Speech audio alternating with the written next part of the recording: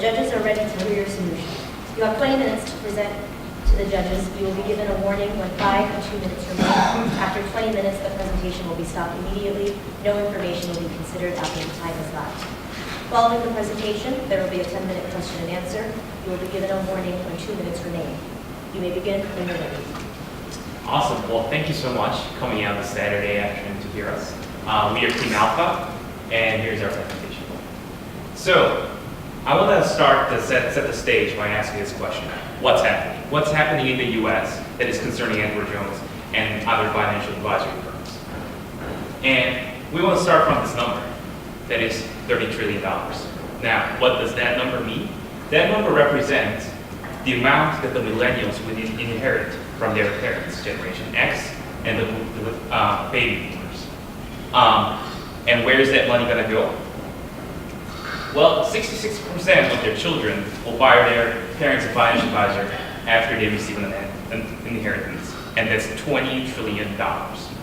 Now, that's just the millennials generation change alone. Now, let's kind of shift our gear and talk about the racial demographic change in the U.S. By 2015, the current minority population will surpass that of the white in the U.S. Especially Asian and Hispanic American population is projected to grow over twofold. What does that mean for the financial advisory industry? Well, let's again look at some numbers.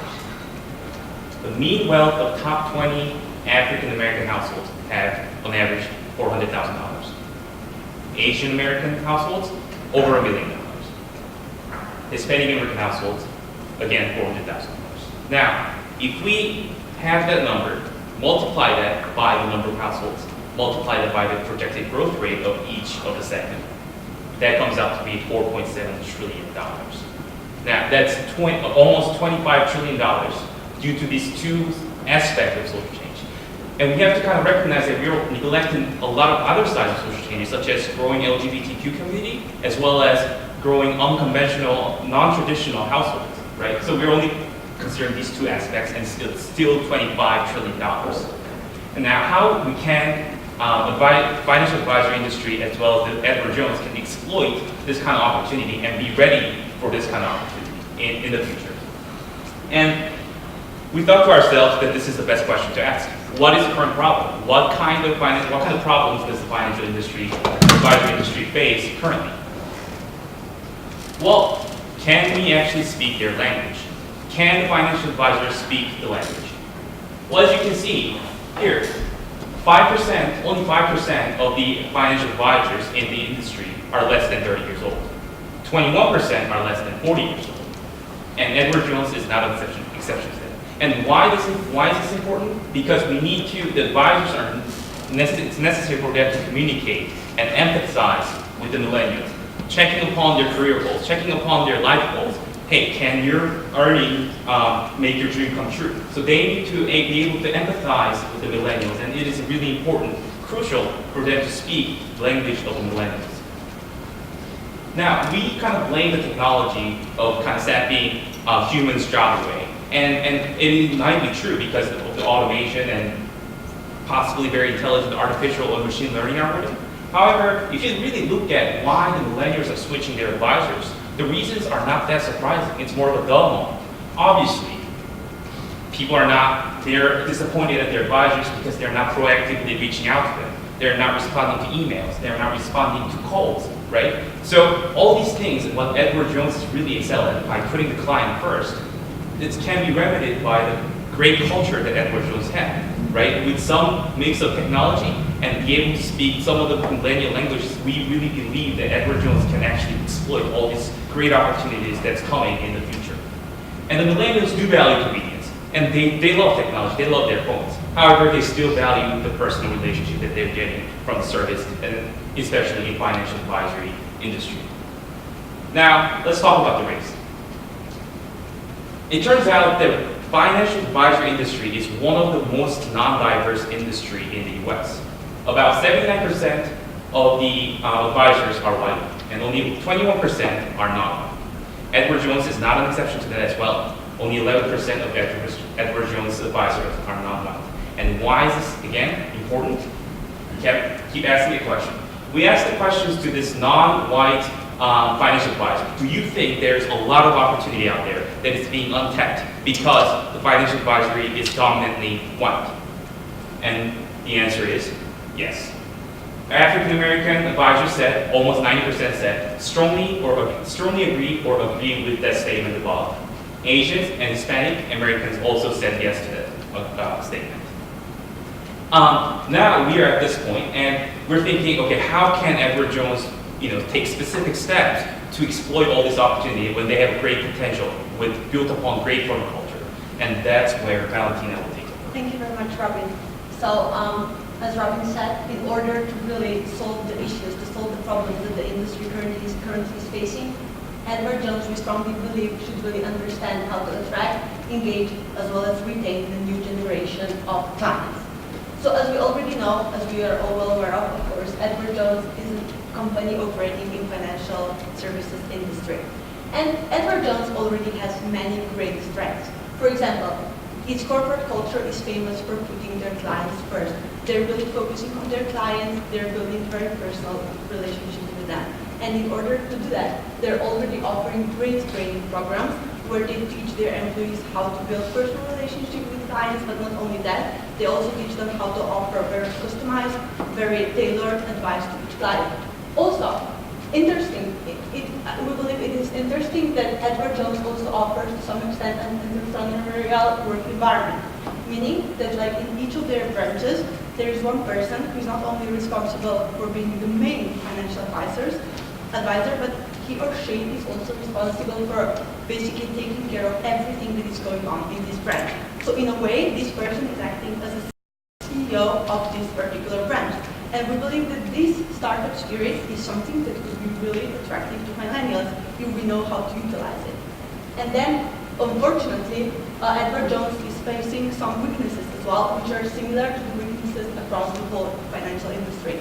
Like Robin was saying, there is lack of millennial advisors, there is lack of ethnically diverse advisors, and there is lack of technology which would allow Edward Jones to compete with fintech companies such as, for example, Robin. So in order to solve the problems that the industry is facing, as well as utilize on the strengths that Edward Jones already has, as well as overcome the weaknesses, we build this decision criteria.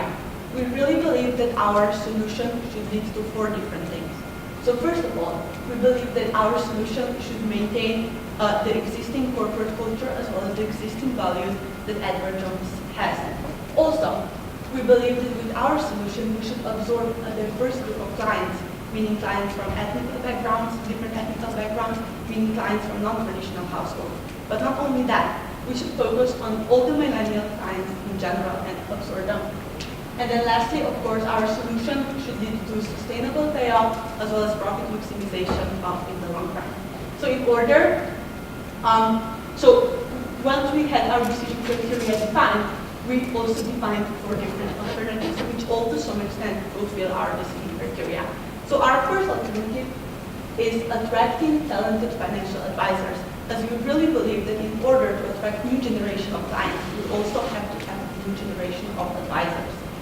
Then our second alternative is expanding product offerings. So based on research, millennials really care about the social impact of companies they're investing into. So we believe that there is some room for improvement when it comes to product offerings that Edward Jones is offering, such as sustainable funds, green funds, and so on. And then our third alternative is developing technological capability, things like app development, in order to be finally able to effectively compete with fintech. And then lastly, our fourth alternative is utilizing social media by using content marketing, not only to market our products, but also to educate our clients, potential clients, about financial industry and about different financial terminologies, let's say, because based on research, millennials really lack knowledge when it comes to finance and the areas of finance. So once we compared these 4 alternatives against our decision criteria, we saw that only the first alternative, so attracting talented financial advisors, actually fulfills all the decision criteria. However, this is not to say that other alternatives are bad and we should just forget about them. Whereas we believe that right now our priority is this, attracting talented financial advisors, and then in the long run, if they have time, if they have resources, Edward Jones should of course focus on all the alternatives as well. So then, when we have our solution, we believe that the next logical question that should be asked is how should Edward Jones implement this solution? What should be done? Basically, which steps are needed to attract, engage, as well as retain diverse workforce? So there are 3 different steps.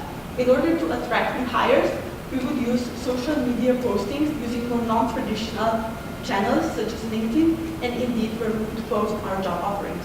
However, these job offerings would be tailored to millennials, tailored to what they want when it comes to job searching. So we would dissociate ourselves from this negative stigma on sales that millennials don't really like, and we would rebrand financial advisors into financial co-creators. Meaning that financial co-creators are not some people who force millennials into investing their money and into buying things. Rather, they're creating their investment portfolio with them, they're giving them advice, they're offering solutions, but at the end they give millennials independence to do whatever they want with their money. And we would actively advertise this in our job postings. And then also we would realign the compensation structure to some extent. For example, based on research, millennials prefer higher initial salaries. So we would advertise that in our job offerings. We would also advertise some leadership summits, which would hopefully attract potential employees from underrepresented populations. And then once we have our new hires considered attractive to us, we would do everything to engage them. And we believe this would not be too hard because, like we said, Edward Jones already has a very good training program. So we would just build upon this program and tailor them more to millennials by doing, for example, consistent touch points, seminars, and feedbacks. And then finally, in the long term, of course, we have to retain these new hires. And this would be done by doing 2 different things. First of all, we would increase collaboration between existing employees and these new co-creators. So they would be able to meet for meetings, discuss ideas, discuss concerns, discuss challenges. The existing employees would be able to offer advice to the co-creators to mentor them. And by making existing employees and new co-creators a team, we would not lose the existing corporate culture. And then second of all, we would also increase client exposure. So because we believe that based on research actually, initial client exposure leads to greater job satisfaction as well as loyalty. So we believe that these 3 steps are really important for our solution to be implemented. Thank you. So now we have this framework. Now the next question is, how do we direct our time and resources? And how do we develop a concrete implementation plans? And to do so, we need to understand our millennials and also the diversity distributions in the U.S. If you take a look at this map, it represents the percentage of minority shares of of the millennial populations in each of the states. For all of these red areas, the minority shares of the population are more than 50%, which represents the states that are really diverse. And the orange areas have the percentage from 40% to 50%. The yellow areas has percentages from 20% to 40%, and the gray areas has them for less than 20%. We want to start by focusing on those red states because they're more diverse and those are the areas we need to react first. We want to thus propose these 3 phases trial plans. Edward Jones has the goal of having 20,000 financial advisors by 2022.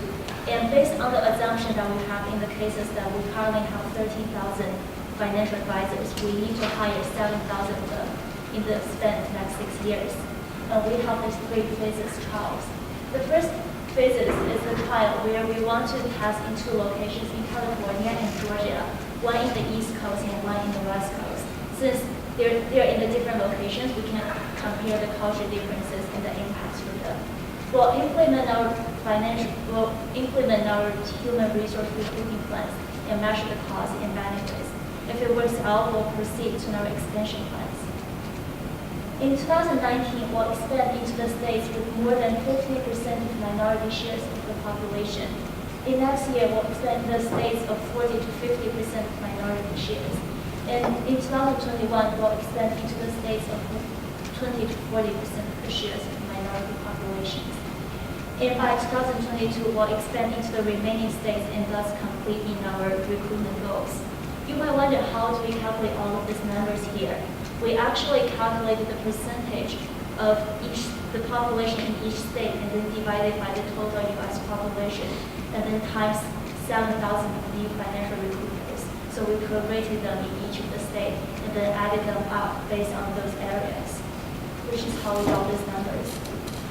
This is a plan, but how does it look financially? We did these financial projections over the next 6 years, and the blue areas represent the total expenses, and the green areas represent our net incomes. As you can see, we've seen a sustainable growth in our revenues and net income in the next 6 years. We're actually making a profit in our trial phases.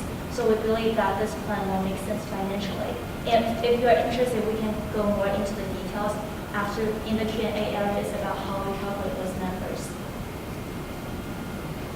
We also need to consider the potential obstacles and then provide with the contingency plans to make sure that we can smoothly implement our recommendations. The first obstacle is missing out on our higher goals. What if we don't hire, we miss out in the 7,000 new goals?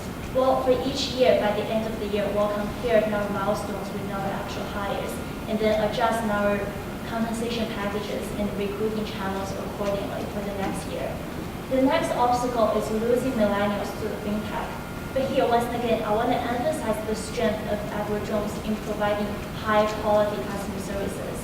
And we want to continue to improve our customer convenience by expanding digital services offering as a complement to personal contact. And the last obstacle is failing to attract diverse consumer groups. But our contingency plan is to implement a content-based social media campaign where we will provide individual, customized advertisement to each people based on their races, based on their genders and background. So, when developing this main strategy, we also considered 3 main alternatives that achieve our criteria of long-term profitability, reaching out to millennials, as well as appealing to a diverse population. So the first alternative we considered was to broaden the product line, and this would be done in terms of socially engaged investment funds. We could also develop a green index. And this is because millennials care about the social impact on the firms. They don't only care about their own investment goals, but also what impact their investment makes on society as a whole. And only 41% of millennials believe that companies do enough to control their social impact. So the second alternative we considered was to develop the existing app and improve the customization and the user friendliness to make millennials take ownership of their own investment decisions. We would outsource this app development, and this would position us well to compete with fintechs. So this is a mock-up of what the app would look like, which is a very easy and user-friendly version of a savings account. You can add $20 to your holiday account, press OK, and you get an instant verification, and you can see how long you are ahead on your investment goal. Our third alternative would be to utilize social media. And we don't use any social media.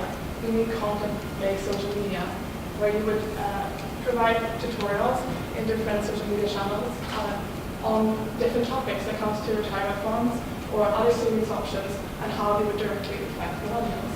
The millennials are often confused about what value financial advice offer, and this would help them engage with them and do research before coming into Edward Jones. It's sort of like a bait, giving them an incentive to come to Edward Jones because they feel they can trust this company. So how would we do this? We would first of all develop human visuals, but also use humors because it turns out millennials respond really well to humor. And the future opportunities for this would be using big data to analyze growth opportunities in the long term. So what is Team Alpha's recommendation? Well, although these alternative solutions would be a great idea to implement in the long term, we believe that the main focus and priority for Edward Jones would be to focus on the employee basis and develop human capital that represents the changing demographic trend. So we want to attract young and more ethically diverse financial co-creators, and we want to hire 7,000 people within 2022 as the living company goals in order to generate $650 $1.4 million in cumulative net income over 5 years. So thank you, and we're happy to answer any questions.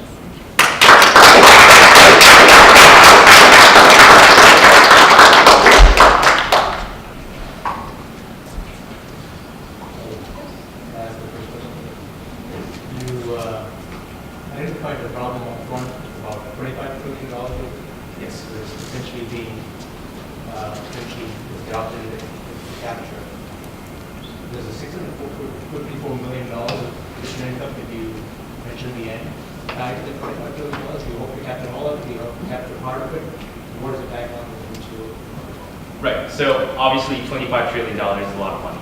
And when we did some research about the 20 trillion that's going to be, I guess, transferred being one advisor to another advisor, it turns out that about 50% of the people actually spend that money and not going to another, or they invest in themselves, they manage it themselves, or they just go to the other advisor. So obviously, we're only getting a fraction of that amount. And I guess the $25 trillion figure was representing the market, potential market size. And $654 million do tie into it partially, but not necessarily directly in a way that it's a derivative of the $25 trillion. Question on your projection for revenue and expenses. Can you just tell us how did you come up with that? Yeah.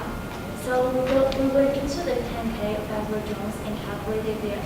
We found out the number of financial advisors that we have and the total amount of revenue and expenses we had in 2016. Based on these numbers, we calculated our average revenue and expenses per branch. And also we looked at the trends of how revenue and expenses were growing or decreasing over the years. So the first lines are just like number of new hires and cumulative number of new hires we'll have in each year if we continue with this expansion plan. And then we assume that the revenues will decrease because we'll follow the trend of decreasing trend for the first 2 years because of the momentum. But then as our new financial co-creators start to learn more about their jobs, they start to attract new millennial clients, we'll expect the revenues to grow in the long run. So we project a positive growth rate of the revenue. And because of the inflation rate, rising interest rate, etc., we expect the relatively small amount of growth in the expenses as well. So if we calculate these numbers accordingly and use an industry WACC of 6%, we projected the present value of our net income to be over $600 million.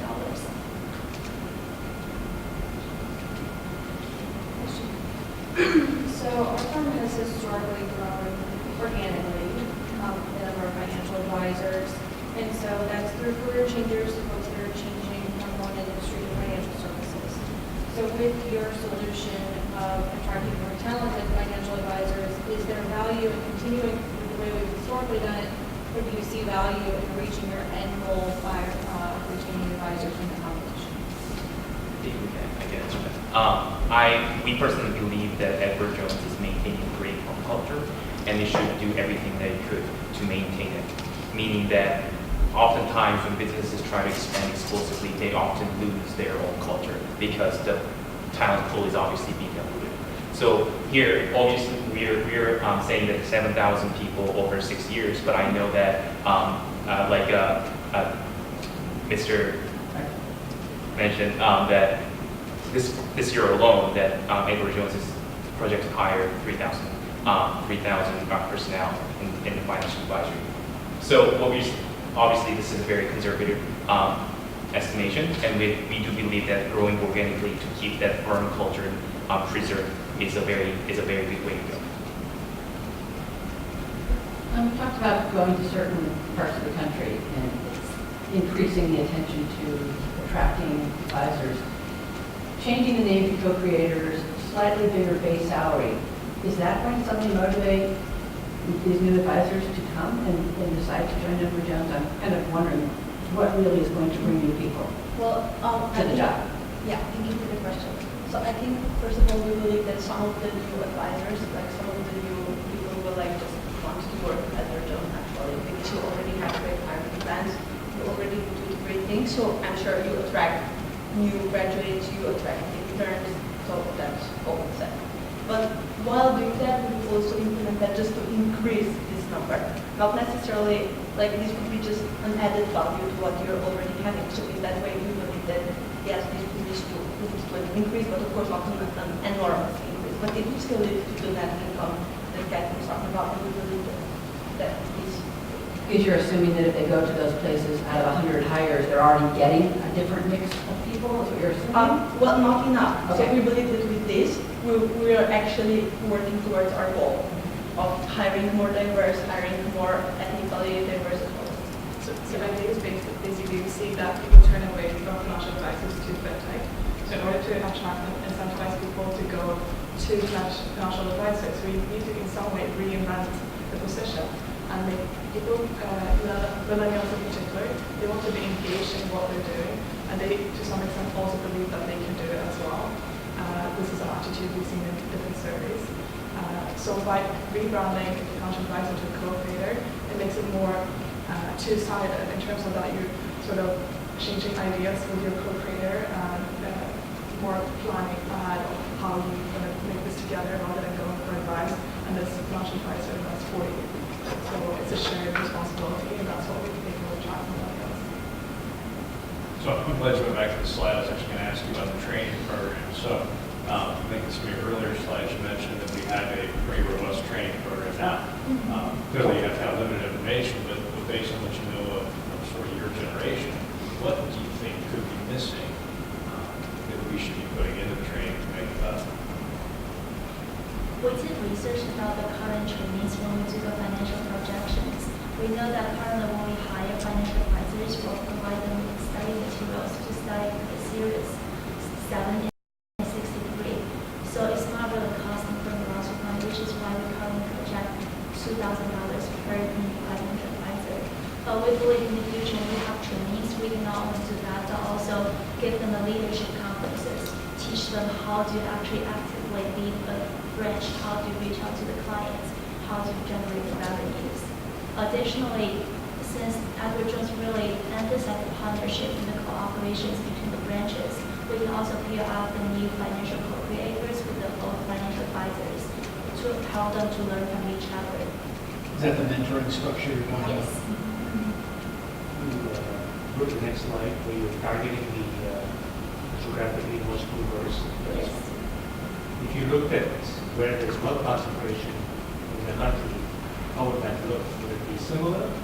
And we are targeting for a financial advisory firm trying to maximize your financial returns. What is the right objective? Is it the diversity of the population, or is it the concentration of wealth? Yeah, that's a great question. And obviously it should be the concentration of wealth because that's where the client is.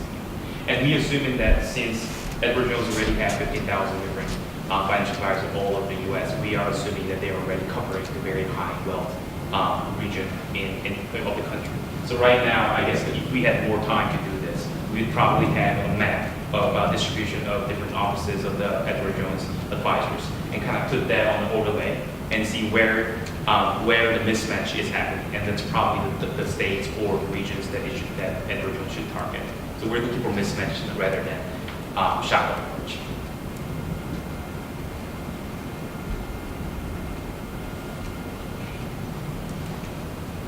You'll ask another question.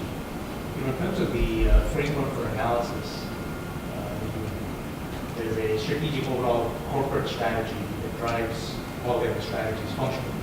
And you have the marketing strategy that's tied to the corporate strategy. So how would you frame this problem? Would you frame it as the corporate strategy is fine, and what we really need to work on is the marketing strategy and the sales strategy, or you think the corporate strategy itself is really good? That's a great question. So, so if I'm understanding your question correctly, what you're saying is that should this case be more of a what functionality should be under?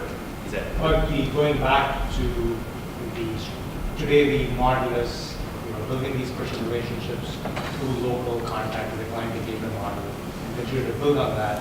This is the company's strategic objective. So the focus becomes what do I do to change my marketing and sales strategy to meet the corporate objective?